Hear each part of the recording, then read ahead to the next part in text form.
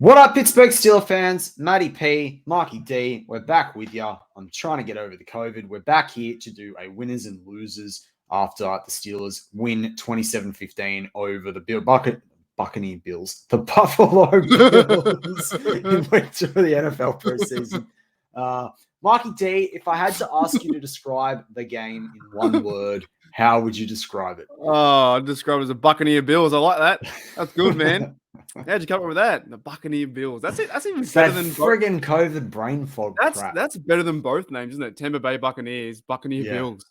That's heaps better. That's it. It's better. It beats the Steagles. Remember that in the 30s. If they ever merge together, it's going to be Buccaneer Bills. I like that.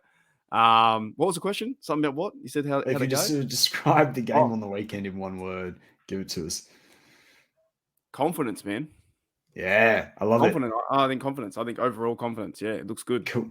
All right, well, let's crack into that winners and losers. Before I did that, though, I wanted to raise something I saw this morning on Instagram related to the NFL, and I just kind of thought it's pretty crazy. Like, there was an interview with Tyreek Hill, right? Mm-hmm. Obviously from Miami, ex-Chiefs.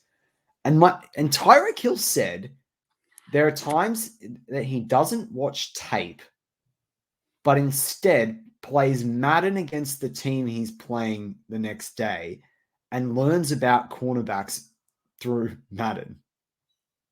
How would he learn? How would a game translate into real life like that? He seems to think that it's realistic enough that they can. Is that one of those things where... I'm trying to think. Is that one of the things where I can't even think that, because that wouldn't really make sense to me. It wouldn't, because it's a generated player. It's programmed by some guy, no offense, a guy wearing glasses and a big belly and, sitting there in the EA studios, which, by the way, Madden sucks.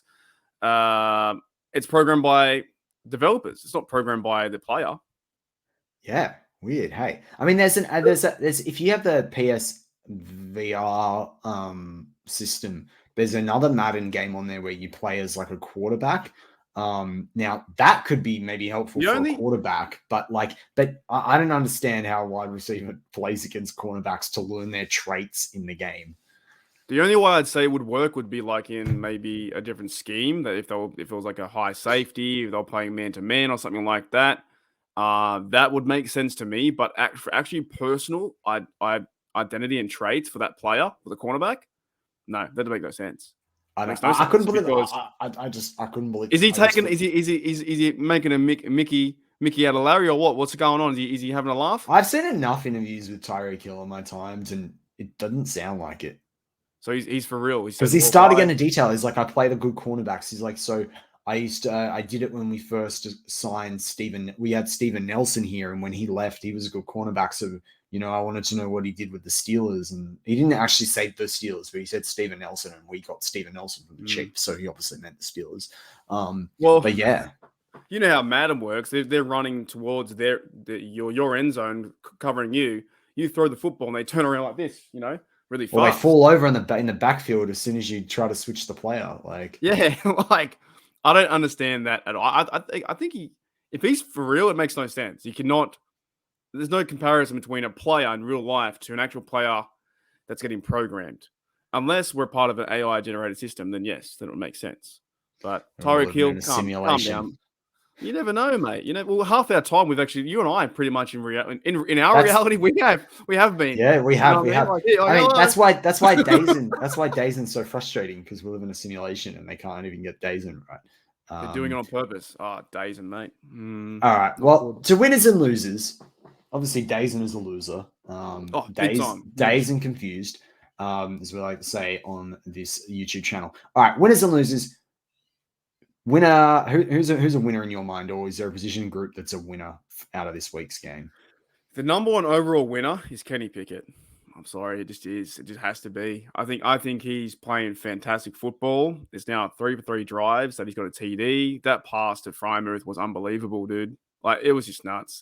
I just love that it 2 out of 2 games for the preseason. Remember what I said last year when they drafted him over Malik Willis? I said to everyone back when we were still Curtin Network, I said, The thing that he does different is he can throw down the center of the field. He's one of the best players in college in his last 2 years at throwing down the center of the field. That's what he did. That's how these touchdowns are happening. We did not see it from Big Ben in his last 5 years, hardly ever, if at all. And it's the difference between them scoring points, because down the center of the field is one of the hardest areas to defend. And it's hard to defend because you've got linebackers there, so there's a gap between the linebackers and the safeties. It's hard to defend for the defense because you've got bigger offensive guys usually in the middle because they have to take a hit. And it's also hard because run after the catch, you can go two ways. You can go left or right. You don't have to go to the sideline. So it's always going to be hard. And yeah, Kenny Pickett's finding a way to read the coverage and throw down the center of the field. And good luck to anyone who wants to stop him. And it was one play after a massive return. And what do? Shot to the end zone. That's what you're meant to do. You know what I mean? I even said to my especially on the first down, give it a go. You were 20, 25 yards out. I said just do one play, one shot, one play, go to the end zone. I did say go to DJ or Robinson, but they found Muth right in the middle between two. He said two safeties. He beat the middle linebacker, zinged the ball in there. 14-0. And I'm like, what more do you want? Like, I don't understand about the NFL media. It's like, oh, he's got small hands and he's the worst quarterback. And Bart Scott called him out and said he can't win a playoff game and yada, yada, yada. What more do you want? Can jump off a cliff as far as I'm concerned. But honestly, what more do you want? Like obviously you want to get some wins, but he's doing everything from the very beginning of the year, from training camps to cracking beers on stage to signing autographs and getting married and all this stuff. He's done everything right. And who looked like the better pro out there, Josh Allen or Kenny Pickett? Like that's Josh what I Allen looked terrible, dude. He looked bad. Awful. Yeah, but he's playing behind a terrible line. Yeah, but he was running around crazy. Now defense looked all right too out there. I think Highsmith was in there. I think might have been Herbig. Had a bit of Herbig. I don't know if you've seen Brian Baldinger's breakdown, but Herbig is just obliterating people. Yeah, but the thing is, I think the media or the NFL media and NFL, like, and every NFL Australian site, you see who's going to win the Super Bowl, who's going to be there, Chiefs, Bills, Jets, Bengals, whoever. They only name like 4 teams. Steelers got to be ahead of the Bengals now, man. They should do, but look, until we win like 3 or 4 games in a row, and we, it's just. I don't want to hear any media talk about them the whole year because they've made their bed to me, most of them. Now, Kay Adams and then guys like that, some guys coming out. I think Lewis Riddick's come out and said they're playing really well. Some guys and Brian Balding has seen really good stuff, but most of the media counted him out. And it's like now you're just waking up to Pickett to Pickens. It's unbelievable. So we're going to see it in the game, but it's everything that's been like we've been talking about in the off season is all coming true. All coming true. I tell you, for someone that's been on the bandwagon that Calvin Austin can return kicks, I was a pretty happy man on the weekend. So he's a winner for me. See, I didn't know that he could have that speed. I was always like, I've never seen the highlights of him in college, but I was like, yep, I'm in too. If you actually, so he ran like a 4.38, I think it was at the combine. If you actually go back and look at the combine, there's a clip on that does the rounds on social media every now and again. The TV changed the time. If you actually look at when he started to when he finished, and you actually look at, because they stop the clock well after he's finished the line. If they actually stop the clock when the clock's running and he stops there, he runs like a 4.2 something. Yeah, right. I liked in that return though. He didn't step backwards or anything like that. He he caught it, one take, said boom, straight go, and just ran. I hate all that dancing around back there. Just run straight. The end zone's one way. It's not left. It's not right. And he found he's running straight. Then he also found he found the lane. There was some good blocking as well. Thank goodness there was no flags. And so many plays like that you see flags. And speaking of flags too, the Bills had about 15 of them. Oh my God, that was incredible. Wild. Yeah, so it was good to see too that I know that a lot of Bills fans I saw on the internet were saying, "Oh, you want a payback for this game?" It's like I don't know if they want a payback. They just wanted to show what they can do from the offseason. All right, but even if it was right, if it was payback, stop it. Fight back. Couldn't do anything. No. So who's your next winner? Come on, you've got 2 favorites. You got 2 favorites on the team, and they did really well in this game. Well, I like a lot of players. Who's the next winner? I'm going to go with someone that you probably don't think that you know what I'm going to say? I'm going to say Joey Porter Jr. I think he's a winner. I had a winner in my reaction video. I said I think he could be the best number 3 cornerback in the league easily. Do you know why I think he's a winner though? And it's nothing to do with his skill level. It's the fact that when he caught the football, the whole team rallied around him Yeah. and was happy and excited. Then he gave the football to his dad, and I was like, that's a win for me. That's culture. That's something we Yeah. have been talking about, has been happening for years. And everyone rallied around JPJ and said, "You're the man. You're the best. Let's effing go." I was happy about that. Like his play, I got to go back and watch it again. Was kind of a sitter, like a bit of a sitter interception, but to me was they were giving the young bloke praise and a bit of, like, you effing did this. That's what I like, Yeah. you know? I like it. But what are the other two players you think I was going to say? I can't think of the other Jalen players. Warren and Oh, Gunnar. yeah. Oh, yeah. Yeah, well, I'm telling you, Gunner's making the team, mate. Gunnar's making the no, he is. I- He's 100% making the team. You called it. He's making the team. He's The only reason I was saying that was because before the season was because I was trying to figure out who would be 5 and 6. I think Miles Boykin's going to be 5 and Gunner or vice versa. But they're using Gunner a lot. And I think Cody White's also been trying to play that role too, but he hasn't been excelling as the way Gunner has. Cody will make the practice squad. They like him on the practice squad. Yeah, but I thought those two were battling it out. We didn't see Akeem Butler at all. I don't think he was playing like yesterday. I don't think so. No. I don't feel like I saw him a little. Maybe bit he's cut. And I they didn't play. I don't remember seeing him yesterday. They didn't play Jordan Burr. They play a bit of Des Fitzpatrick. But I think if they're going to go with 6 and Gunner as well, like I'm not saying I'm a massive fan of his. I'm just saying that I think that's what the Steelers will do. The Steelers take him in. I think he does. I'll put it this way. I was much happier with him in this game in thinking about it through the context that you'd shared it. And then when you look at the box score and you see it was the 5 catches, right? The 5 from 7 for 41 yards. It's pretty good. And he's stocky and he can block. Like that's what he does well, and that's the reason why I brought this up a few weeks ago was because in the last few games of last season, he was used a lot in the blocking schemes. I know he's a what is 5 foot 6 foot, not the biggest man, but he likes getting physical. I think he's 5'10". Yeah, he likes getting physical, and he always falls forward. He always, when he catches the ball, he moves forward. He's not like a Ryan Switzer like back there when Big Ben had that. That was back in what? How did that happen? Ryan Switzer and Big Ben had like the chemistry, didn't they? And that just went nowhere, didn't it? Like the fact that he made the team was terrible. Yeah, it was wild. Like that was his mate that made the team. So yeah, it's so wild. Yeah, that's insane. But Gunner can at least, if he's your 5, to me, how it's going to work out, the way I was trying to think about it was, if CA3 is doing a lot on punt returns, but you want him to be a guy to be on the offense and not so much on punt return, you just put Gunner back there, right? Yeah. Unless you want CA3 to do everything and be on, or vice versa. I think CA3 is better on punt than kick return. Yeah, because you want him to have space. Kick return, they put back there McFarland and someone else. He brought one back out, but I was like, it's preseason. He was trying to make a play. But it didn't kind of matter with it, like with McFarland. Like McFarland will be. I feel like if they keep Gunner O, they've got Gunner O, McFarland, and Austin, and they can move those guys around. Plus Haywood might be back there for kickoff return. Yeah, exactly. Well. So I think a lot of people want Gunner cut because of last year. But if we're giving Matt Canada, by the way, no one said Matt Canada fire Matt Canada at all. Isn't it amazing? Like, I don't think a lot of people are giving the credit to Canada. I think that's why. No, I haven't even made a video about it yet. So like, no one really is. We're just like, we're scoring points and we're all good.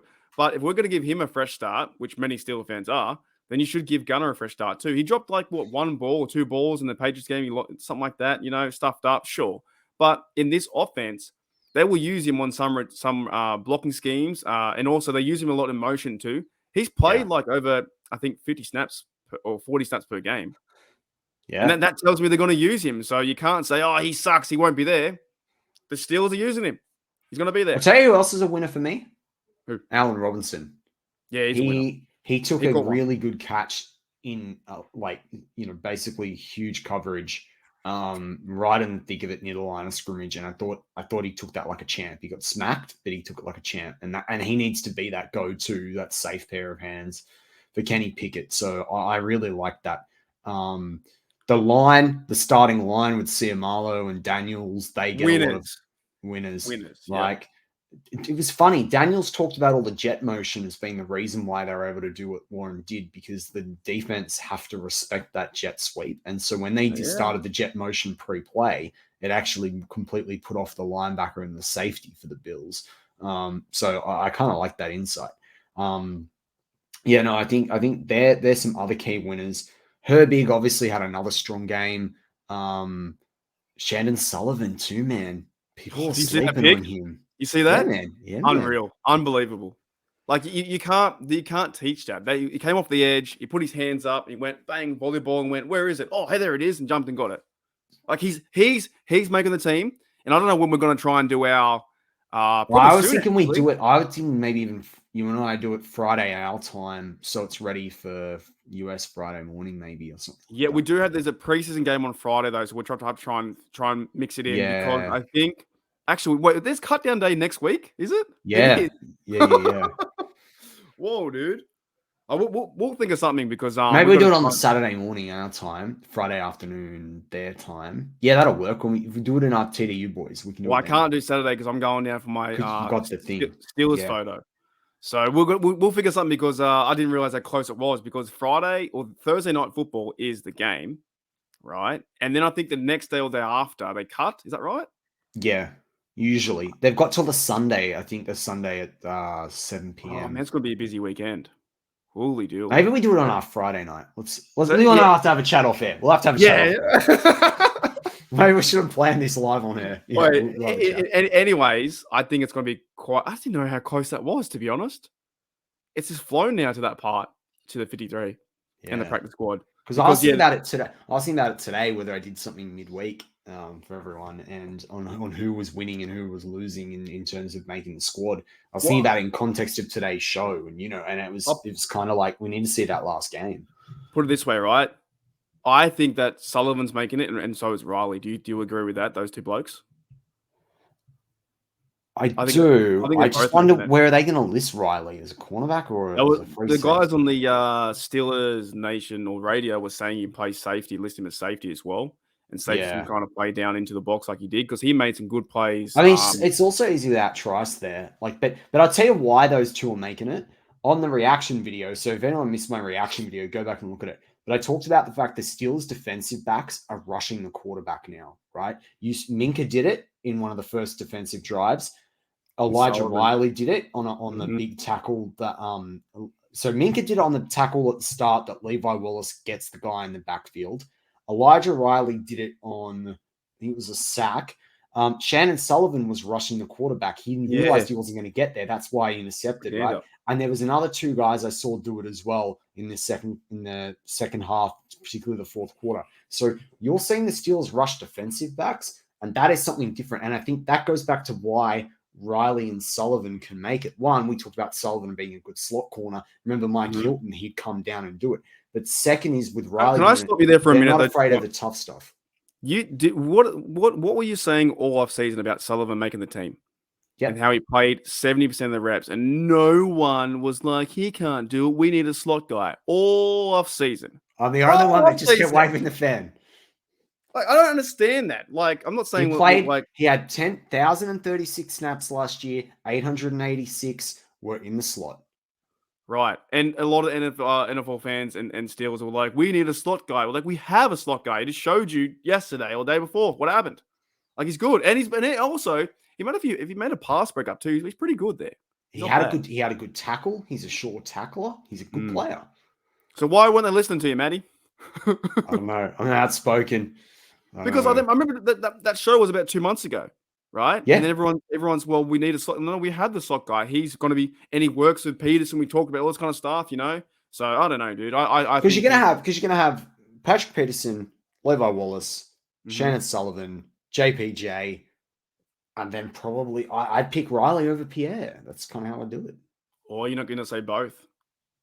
No, I don't guess think they're going to carry six.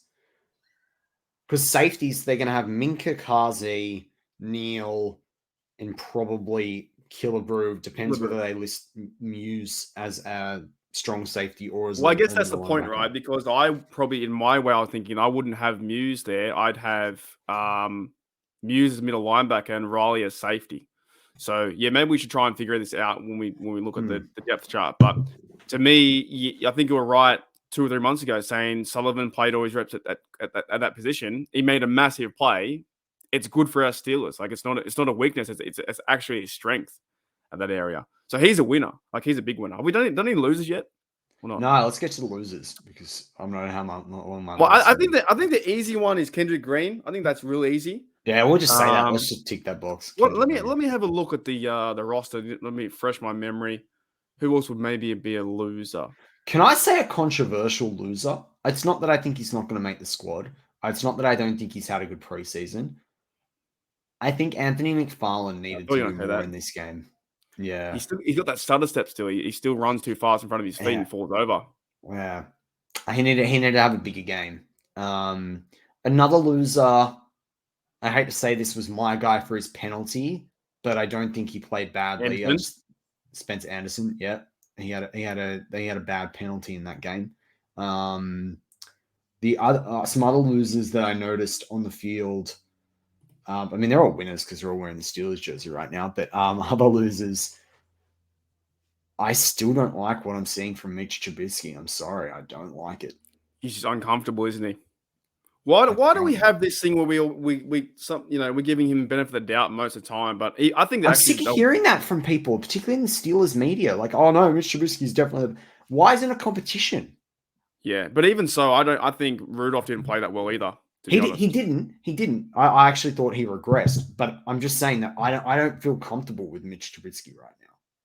No, I don't think he feels comfortable. But I have heard those narratives too. It's like, well, he's this guy because of the veteran, the leadership, blah, blah, blah. It's like, he doesn't look like a Steeler, man. He's not throwing the football like he should be throwing it out there. I think what would he get, like 5 for 7, 70 yards? He checked down most footballs. He got the TD near the end because he had 7 chances. So actually, one of the biggest losers was that red zone offense was pretty bad. Yeah. They got seven chances in a row and they couldn't get the ball in there. So that's one bad thing I would say. Of course, the snap from Kendrick Green was pretty bad. Tanner Morgan looks awful out there. You know, I've never seen him play in my life, but as a practice squad guy or guy that's he won't be there. He won't be there. He doesn't look like he knows anything about the offense. But not saying that I'm any better than him, but I think he was not very good. Who else would maybe Hakeem Butler's a loser because we didn't see enough of him. I don't think I saw him out there. I'm trying to find if he was even in the game, but I don't know if he was or not. Who was the tight end number 87? Rodney Williams. Yeah, Rodney Williams. Mm. I need to go back and watch some more of him because I can't I feel like he popped up in flashes and I'm like, I'd love to go back and watch exactly what he did. You know, I'm not saying he's a loser. His name came up in my mind. He's a loser by default because actually that was my nickname in high school. But he's a loser by default, right? Because pretty much there's other guys who are in front of him you can't get. You can't beat him out. There's no way. There's no way they're going to. I will say though, and he brought this up in my mind. Gentry will be on the roster, but I thought Gentry would do a bit more in the preseason. Are you saying that you might take Gentry's job? I don't think he's going to take this job. I think Gentry blocks too well and is too big a bloke to do that. But I don't know. I thought I'd see a bit more from Gentry. The honest answer. Have we already penciled the 4 tight ends? That's a thing, right? It has to be a thing. Or is there going to be a shock announcement where they get rid of Gentry? Surely that's It'll depend on who else is cut around the league. Because I still think there's going to be 3 tight ends plus Haywood, and that's going to be it. But because also I know that the Rodney Williams guy has been playing pretty good, and I think he made a tackle on teams too as well. Yeah, that's right. Yeah, he did. He'll be on the practice. I reckon he'll be on the practice squad. Because he spent a bit of time there last year, didn't he? I'm not too sure, to be honest. Didn't he toward the back end? I think he did. I keep thinking of Rodney Williams. I think isn't that Rodney Williams? Isn't that like a singer or someone? Is it someone else? Robbie Williams? No.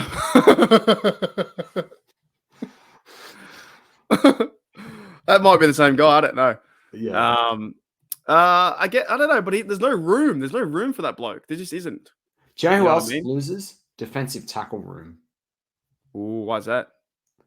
I didn't mind what I saw from Fahoko, but I don't feel if you ask me to pick a nose tackle today for the Steelers, I'm not sitting there super comfortable with anyone. And I still Loudermilk played better, but I'm just not a fan. They got Adams, right? Adams is going to be the projected. Yeah, and Adams was you had a good chat with Shannon White on the show. If anyone missed that on the TDU Boys this week, on the Friday night live show that we do. when I was out, and you guys talked all about Montravius Adams, but Montravius Adams is a defensive tackle, not necessarily a nose tackle. Yeah, I don't know. I just it's an area of the defense that I'm, especially because the linebackers look good. We look like we've got 4 The to 5 linebackers really look good unbelievable. linebackers. Holcomb's playing killer, like Yeah. Herbig's playing killer, like Yep. You know what? As well, another narrative that's this we should talk busting the narratives, because all off season they said he can't cover. That number 55 can't cover. What did he do on the weekend? Hey, covered since the day he signed. Who has said that he can cover? Who has said he can cover? You, I'm telling you, mate. This is what's crazy, because he ran back, pushed it in the air, red zone defense. And they made a play. Like, everyone was saying he can't cover. It's like the dude made a great play on the weekend. Also has been making good plays. Getting physical and hitting people too. So they're sleeping on that guy too, man. That's it. Like, if he doesn't push that ball up in the air, E-Rob and Holcomb, I'm really happy with those 3. And also Mark Robinson, give him another year, dude, and he'll be starting next year. Yeah. Like, the way he tackles is like, it's even Bob Pompiani said on the cast, it's a form tackle. It's just amazing to watch. Just bang to the ground, spears into the ground. Yeah. So the linebacking core, middle linebacker, because I was also saying too, that was one of our problems too. Because, like I said to you in the offseason, we need to watch these guys play until we can assess them or see what's going on. But to me, it's like, my linebackers look fantastic. Herbig's playing unbelievable. Highsmith is unreal. TJ Watt, Marcus Golden's playing some good snaps. So you have those 4 plus the other 5, 9 blokes who want to hit people. Sign me up. Like, what more do you want? I don't know. And you know what's funny about that, right? You talk about 9. Obviously, I think you're counting Muse there. True. I'm trying to see who's going to be in there. So, I'm trying to see. Like, I think they're going to have 8 linebackers. But I don't know if a lot of Steel fans realize this. They played a bit of 4-4 in the second quarter when Alex Highsmith was on the field, because Highsmith wasn't in the 4 outside linebackers, like in the line of 4 rushing it straight up. I noticed that they played a 4-4 set, unless they were playing a very, very, very odd sub package. It was a proper 4-4, and I haven't seen the Steelers. At least I haven't recognized the Steelers have been playing 4-4 in a long time. But it was weird too, because it wasn't in the red zone. They were playing it like in the first 10 yards of their side of the half. So I found that quite interesting. It was quite versatile. Was that when Keanu Neal was down there? Because he was in the box too. He was down there a little bit. I don't remember seeing him on the. I just remember noticing where Highsmith was, and I was like, "Hang on, you guys are lined up in a 4, but there's 4 guys on the line against the offensive line." Like, and I was like, "Hang on." So it was just funny the way he came down. How good was it watching Highsmith chase around Josh Allen? Oh, mate. Wasn't that fantastic? But Herbig, he had that miss where Josh Allen just passed it away in time. Yeah. So they went, I think they went for 0-3 or something like that, and 3 didn't do. I don't think Benton played many snaps. So did he even play? I feel like he's injured. I think he was injured. I thought that's right. I thought that was the case. Yeah. I wanted to make sure it wasn't my COVID brain, but I was like, I feel like I didn't see Benton. Yeah, and that's why we didn't, because last week before was amazing plays, right? So, but even guys like Darnell Washington caught another football, was the exact same route, was like right in the middle, turn around, bang, catch, and it was kind of cool to see. But I thought overall, like, just like I said at the very start, confidence. This team has confidence about themselves, and everyone, we already know, I think, what to expect for this year, and we can win games now, and they can play. If they can play like this, we're ready to go. Because you know what, on the other side, if the Steelers play really bad, you know how bad the Steel fans are going to be. Oh, they're awful, this and this, blah, blah, yada, yada. But it's like, I feel like they're all coming together and they're running around each other. And the linebackers, bro, they want to hit. They do. Honestly, they want to hit. Yeah, Holcomb's down in there. Yeah, so they're playing more physical. Mike Tomlin talked about KG and says he needs to do better, stuff like that. But I can see overall, like, I don't know if they're going to win this. How important this game is if they play their starters. You reckon they'll play their starters this week? No. Some guys, not all guys. It depends who's like underdone. Tomlin said they might play some, but I don't know if they're going to play Kenny Pickett or whatnot. I don't know if they will. They might give him one series. Yeah.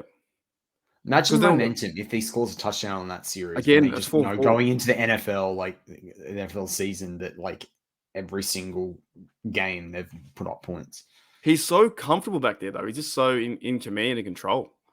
And they keep saying he can't throw deep, can't do this. And it's like, he just went. And now he's got getting that swag about him too. You know what I mean? And players respect him. And confidence. And it's winning. Mate, he hasn't lost. How long has it been since he lost a game? Oh, true, actually.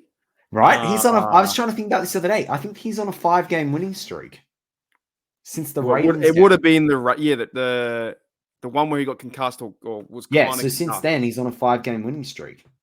Yeah, because Trubisky came in and threw 3 interceptions. Yeah, classic. So it counts as a loss for him, even though it wasn't. Yeah, and then he won 4 or 5 in a row, right? Yeah. And he won 2 in a row now, preseason, and then he's going to beat the 49ers. I don't trust that. This is what I'm saying, man. This team is heading in the right direction. It's really like, even the fact, like, okay, I know we might have to end soon, but I want to ask you this question because I'm going to try and cover this in the next few days. What is this idea around Najee Harris being number 2? Have you heard this? Let's talk about that. So actually, now it's 7. It's 7 games in a row he's won. 7 games in there you go. Wow. So Najee Harris number 2. So Chris Carter talked about this actually on some of his Locked On stuff. Najee Harris sees different defenses to what Jaylen Warren does. Like Matt Milano was on Najee Harris straight up everything he was doing. Matt Milano is one of the best 4-3 linebackers in this league. Like one of the best. The Bills had one of the best defenses over the last couple of years. That doesn't make Najee Harris terrible, right? It's a different schematics that you're seeing. The other thing about Warren, if Warren had to play every single down, Warren ain't running for that. Now, I love the pace Warren showed, but Warren scored the touchdown because the safety, Chris Carter talked about, I don't want to claim what he said, where that safety underestimated Warren's speed. He did do that, but Warren had if you actually look at the running lane that he took, he went way to the outside and then he cut in at the last bit in a way that I don't think the safety expected him to do it. And he is more agile and shifty than what people give him credit for. But he went against some of the fastest safeties in the league. He wasn't going to run around them. He wrong-footed the safety. That's how we got to the end zone. It was a great run, but the fact that it went for a touchdown was because the safety was on the back foot or wrong foot in this instance. So, like, I just sit there and, like, who do you want in the open field more, Najee or Warren? Like, Najee in the open field is going to stiff-arm someone into next century. So, I just think people have got to have a bit. And also, when you line up, right, if you look at the sets that Warren lines up with, sometimes he lines up when there's 3 or 4 safeties on the field. Oh, there's 3 or 4 wide receivers on the field. That's a different, it has got to be 3. But it's a different thing to when Najee lines up, because he lines up and it's like 2 tight ends, or it's 1 tight end and 2 wide receivers. You know that they're advertising that they're running compared to Warren. I think this goes back to that whole wide receiver narrative we're talking about 2 or 3 years ago with, like, do they need a wide receiver number 1? Can they have a 2A and a 2B? And who's that going to be with Juju and Deontay and all that? I kind of feel the same thing happening now with the running backs. Like, Najee is probably, whether he's a 1A, people can debate that. Maybe he's a 1B, but maybe Warren's a 2A. And maybe maybe they're closer to each other in what they produce, but they do different things. And I think people expecting them just to swap around, that's actually quite ludicrous. It's insane to me because legit, like, Najee Harris have had 2 carries in the preseason, and he talked about his limited role with the team, and Mike Tomlin wants to, not give him all the carries and stuff like that. But the ongoing narrative right now is like Najee Harris needs to be traded, 1, or 2 needs to be pushed back so Warren is number 1. Stop it. Seriously, why would you trade? But what people don't understand about, like, running backs on the first round. So people hate running backs in the first round, right? Although 2 were taken in the top 20 this year, like, wild, right? Like, particularly with the way that the Lions took Gibbs. But the thing about running backs is that they don't last past 30 very often anymore. You got Najee on the 5th year. The bonus about drafting him in the first round is that you get the 5th year option, and it's cheaper than signing a good linebacker in free agency, even with how much less the linebacker is getting paid. And now you can stick a franchise tag, and with how low they're getting paid, the franchise tag at 10 or 12 million for a top 10 running back in the league is good money. So why would you trade Najee now? Then you got to just go spend another high round draft pick on the first, second, or third. You'll be lucky to find one in the third. So you got to use a second or a first to go grab a running back again. But it doesn't make any. And it negates the drafting him at 24 in the first place. Yeah, but it makes no sense to me. We should trade up and got the left tackle Christian Darrisaw. We made the mistake. The thing is, if Warren doesn't make a big down and he plays bad, then they're talking about we need number 2. There's always I think in the mind of the fan is always we need that change. It's like Najee Harris has played nothing to do with preseason. He's going to be. There was one run I did see him play out of the 2 or 3 runs he did this season so far in preseason that he carried like 3 or 4 guys to 4 yards. It might have been last week's game, right? And I was like, that's pretty good. That's not bad. Now, just because Warren got the big run, and I love Warren, I think he's fantastic. I do think he's going to get 1,000 yards this year. I think they both will get 1,000. That's my bold prediction. Just because he did a massive run doesn't mean that he will be number 1 running back. It doesn't make any sense to me. Can I play now? Well, you can if you want to. You play what Devils? What is advocate? I want to play devil's advocate, right? And this is what every fan out there needs to ask themselves that debates this. How many yards do you need for a first down? Well, 10. Right. How many yards do we pretty much know Najee Harris is going to get on 99% of his runs? Well, I guess I don't know the actual stat, but he's going to probably get about 4 or 5. Right. Right. That's what I wanted. 4, right? Best case 5. Mm-hmm. So he's 40%. You're 40% to getting the 4. Like, yeah, but they want him 9 to be... times out of 10, he's going to run 4 yards, and then you've only got to get 6 to get the first down through either 2 more runs or 2 passes. Like, I don't think people give enough credit for consistency, and Najee Harris at his size can be a consistent runner that gets you 4. If he can get us 4.5, 5, even better. If he gets you 5 yards every time, you're laughing. Yeah, you've got 2 downs to get 5 yards. It's not that like this game, NFL more than a lot of other sports it's pure maths, really. Like it's geometry, it's trigonometry, it's all those things, but it's maths. How quickly can I get 10 yards? And like in terms of the amount of downs I've got. And that's where someone like Najee Harris is consistent. Warren, in what he does well, he needs holes to open up because he is a bit of that smaller guy. That doesn't happen every time if someone misses a blocking assignment or there's this to read the defensive scheme wrong. And then Warren's stuffed in the backfield. Now, Najee Harris does that when he dances around. But if you run Najee Harris between the center and the guard or either side, and sometimes when you set it up right and you've got a tight end coming in and blocking 2 or a fullback blocking, you run in between the guard and the tackle. He is going to get you 4 to 5 yards 9 times out of 10. And that is going to give you a good offense that hums. I don't understand what the problem is with that. This is the crazy. I think the crazy narrative this week is that Najee should be number 2. I just don't get either. I don't understand it because you're right. He makes he's a battering ram. He does the hard yards.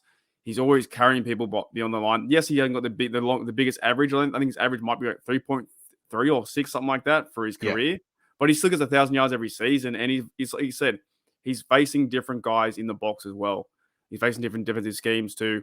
And also, I think like in preseason, why are we judging Najee to have a lesser role based off dead set like 10% playing? Like he's done about 5 snaps. It's like the whole, remember Big Ben said about Lamar, that people don't sit there worrying about Lamar running.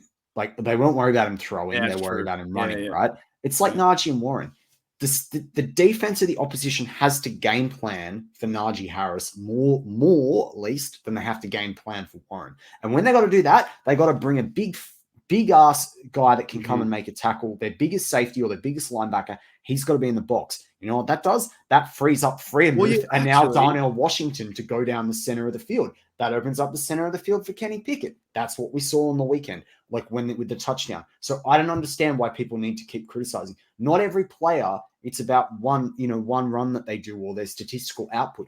It's what is the impact of that player on the field do for the defense? That's why the Steelers are scoring points when, to all the fans out there that are criticizing this, when Robinson, Deontay, and Pickens are there. Pickens is getting the ball because they're shit scared of Deontay getting the ball, and now they got to worry about Robinson. So now they're worried about Pickens. That's why A-Rob was able to get a couple of passes this week. Like people got to.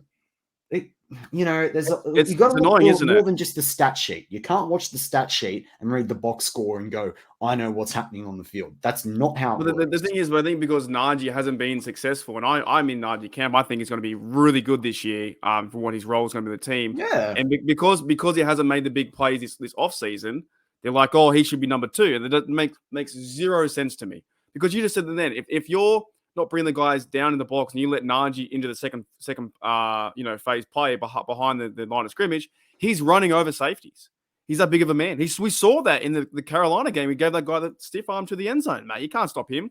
So they're trying to stop him at the line of attack. That's what they're doing. At least with Warren, they can try and stop him in the middle part there too. So I think it's stupid. I think the whole idea that the fact Also, they would never have invested. They would never have invested in James Daniels or Isaac Seumalo. Now, if they didn't want Najee to do well. Now, they'd also invested in because Kenny Pickett's the sort of quarterback that needs better interior guards than the tackles. Like, I mean, with every quarterback needs good tackles, but like the interior guards are very important in the way the Steelers run their offense. But it's also because Najee Harris is not a sideline to sideline runner. He's a freaking downhill runner. Yeah. And to get downhill runs, you have to get interior blocks. You can't miss an interior block or you get shut down in the backfield. And we're going to see him have a great game, I think, versus the Niners. I really do think we're going to have a great game because I just find that Summer Steeler Nation is like the fact you want to ask the question to change him to second makes no sense to me at all. Like none. Like absolutely none. I think it's good to have 1 and 2. And same with your narrative, the idea too of the receivers. Like, why do we have to think one's better than the other? We're a team, right? And Najee's doing the hard yards. He's taking on the biggest offenders for the first and second downs to set up those bigger plays later. A lot of people don't realize this. Deontay could end up with, we hope he ends up with 1,000. He could have 800. Pickens could have 800. A-Rob could have 600 or 700. And Freemuth could have 600. And Kenny Pickett throws for almost 4,000 yards because he's thrown to all 4 of them, or best part of 1,000 yards, but he hasn't hit over 1,000 yards. And people will sit there at the end of this season and say, oh, no Steelers wide receiver or receiver, if you count the tight ends, had 1,000 yards. And the Steelers all have gone to the AFC Championship game and Kenny Pickett's thrown for 4,500 yards, right? Like, people come up with these stupid narratives. Like, I don't get it. It's also, it's a preseason game. Yeah, 100%, man. Yeah, that was the most. That was the. I guess we're doing winners and losers. That was to me. There's a loser take. A loser take. To say that Najee Harris should be number 2 makes absolutely no sense to me.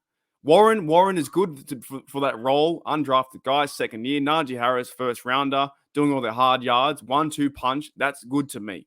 Everything else, I think, is a loser take. To be very honest, and I think you're right. A lot of the Pittsburgh Steelers media was even bringing it up and saying, well, could this happen? It's like, no, dude, no, it's not going to happen. I get wanting to create clicks. I get wanting to interest people, but it's just not happening. It doesn't make sense to me. It doesn't make sense at all. It's like Najee is a guy. Najee's going to – he'll probably get 80 yards versus the Niners and a 3.7 average or something like that. Oh, he didn't get a TD, but he got 80 yards and he said – But it's like what you said. It's a team, right? Yeah. Like, also, think of people – I missed saying something before.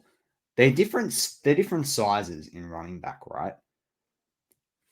How does someone think a defense is going to go? Not just bring people in the box. How do you think you're going to go how do you think Warren would go if Najee wasn't battering the crap out of the defense so that they get softened up like marshmallows for Warren to run through that?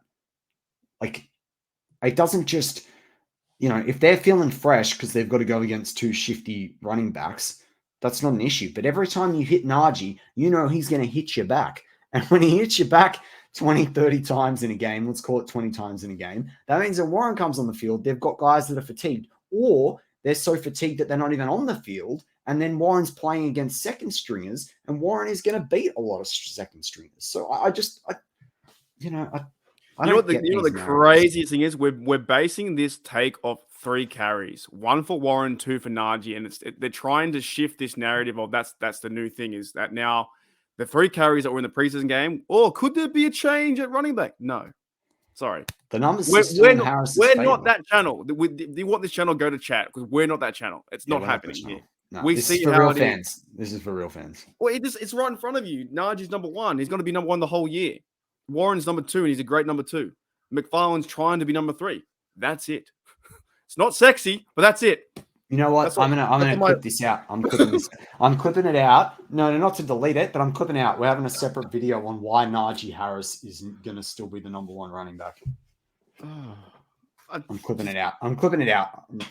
It makes absolutely no sense to me. I just cannot understand it. I can't. I just can't. Yeah. Because all around the internet now, every news article you see is Najee Harris is upset or annoyed at Tomlin, and it's like he's not upset. He's just not getting time to play. And there's a reason why they're not playing him. So they can play him for the regular season. Like, Yeah. what more do you want? Yeah, he had 381 touches in his rookie year. We don't want to do that again. Sometimes this media drives me mad. I do miss the days of 04 when I could play the Madden game and sit there and watch my team win, because sometimes the media stuff drives me mad. It really does, man. Honest to goodness, it drives me nuts. Like, we have the team now. We have the Dan Moore, I think, is going to be left tackle. That's kind of set with the offensive line. Frymouth's there. You talk about Gentry. You talked about Washington. You talked about Connor Haywood playing tight end. 3 receivers going to be Robinson, Deontay, these guys. Doesn't matter who gets the ball, just go and get it. And then Najee's going to be number 1 and Warren's going to back up. That's it. There's no controversy, in my opinion. That's it, man. Well, with that, that's going to wrap up this week's Steelers Mad Monday. I'm Matty P. I'm mad now. Yeah, you are. Sorry. You are. That's right. Marky D, as always. Go Steelers. Here we go.